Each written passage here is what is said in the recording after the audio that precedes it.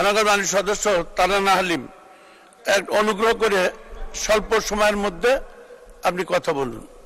খুব স্বল্প সময়ের মধ্যেই কথা বলবো। বাম দিকেই ছিলাম, এখন সহজ সুধা গেছে। এই প্রথম মনে হয় যে সংসদের ইতিহাসে যেখানে সরকারি দল, বিরোধী দল এবং স্বতন্ত্র সংসদ সদস্যরা একই সুরে কথা বলবেন। কারণ একটি কথা আছে, সত্য যে কঠিন তারপরও সত্যকে ভালোবাসিলাম।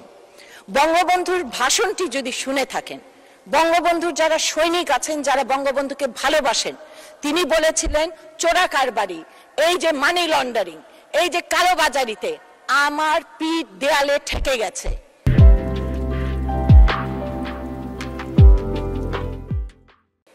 যেখানে আমাদের নেতা, যিনি আমাদের তার জীবনের চেয়ে বেশি ভালোবেসেছেন, তিনি এই অসহায়ত্ব ব্যক্ত করে গিয়েছিলেন তার মৃত্যুর কিছুদিন আগেই তার বক্তৃতায়।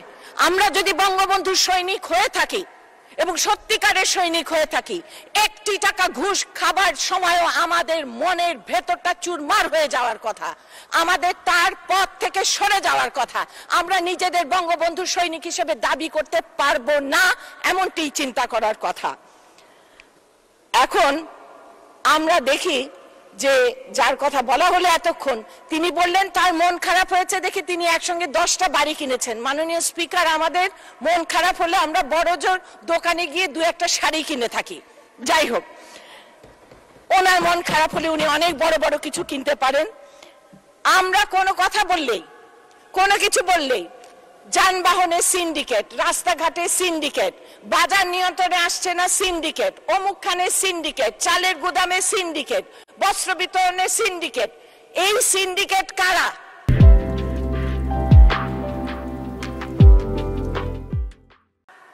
আমরা জানতে চাই, নাম প্রকাশ করা হোক, আমরা শুনতে চাই। কাদের পানামা পেপারস এর নাম আছে আমরা জানতে চাই, প্যারাডাইস পেপারস এ কাদের নাম আছে আমরা জানতে চাই। এর কারণ হলো এটাই যে আমরা বঙ্গবন্ধুর আওয়ামী লীগ করি, আমরা তার কন্যার আওয়ামী লীগ করি। কাজেই আমরা চাই না যে 1টি, 2টি, 3টি লোকের জন্য আমাদের মতো যারা তাদের সমস্ত জীবন সততা এবং শপথ বাক্য রক্ষার জন্য ব্যয় করেছেন, তাদের গায়ে একটি ফোঁটা কালি লাগুক। কাজেই আমি আহ্বান করব সংসদ থেকে যে সবার নাম প্রকাশ করা হোক। কার কানাডাতে বাড়ি আছে, কার বেগমপাড়ায় বাড়ি আছে, কে টাকা পাচার করেছে, কে কালোবাজারি করেছে, সবার নাম প্রকাশ করা হোক। মাননীয় স্পিকার, একটু আগে আমাদের পরম শ্রদ্ধেয় টাঙ্গাইলেরই লতিফ চাচা, ওনাকে চাচা বলে এটাকে উনি বলে গেছেন, আসলে আমাদের ইশতেহারে যদি দেখবেন গুড গভর্নেন্স এর কথা বলা হয়েছে। সেই গুড গভর্নেন্স এর মধ্যে কারাপশন ফ্রি গভর্নেন্স একটা আছে এবং কিভাবে টাকা পাচার রোধ করা যায় সেই কথাও কিন্তু আছেন। আমরা বিষয়গুলো অ্যাড্রেস করার জন্যই কিন্তু এই ইশতেহার প্রণয়ন করেছি এবং সেই অনুসারে আমরা কাজ করেছি। কিন্তু প্রবলেম হচ্ছে যে যখন শাখের করাত কাটে তখন এদিকেও কাটে ওদিকেও কাটে। চোর ধরলে বলে কেন ধরেছে, তার মানে সব চোর, আর চোর না ধরলে বলে কেন ধরে নাই, সব দোষ তাদের। কাজে একটা প্রশংসা অন্তত করেন যে আমরা শুরু করেছি এবং এটা শেষ নিশ্চয়ই আমরা করে ছাড়বো। সর্বশেষে আপনাকে, যেহেতু আপনি ছোট করে বলতে বলেছেন আমাকে, আমি জাতির পিতা বঙ্গবন্ধু সে একটা কথাই আমি বলতে চাই, আত্মসংযম করো, আত্মসমালোচনা করো, আত্মশুদ্ধি করো।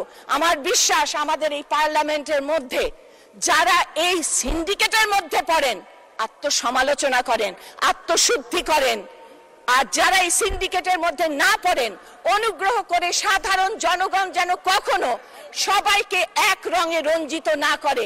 কারণ অনেক সৎ মানুষ আছে যারা তাদের সততার জন্য আজকে এখানে প্রতিষ্ঠিত আছে এবং আজকে এখানে আছেন। কাজেই আমি সেই সৎ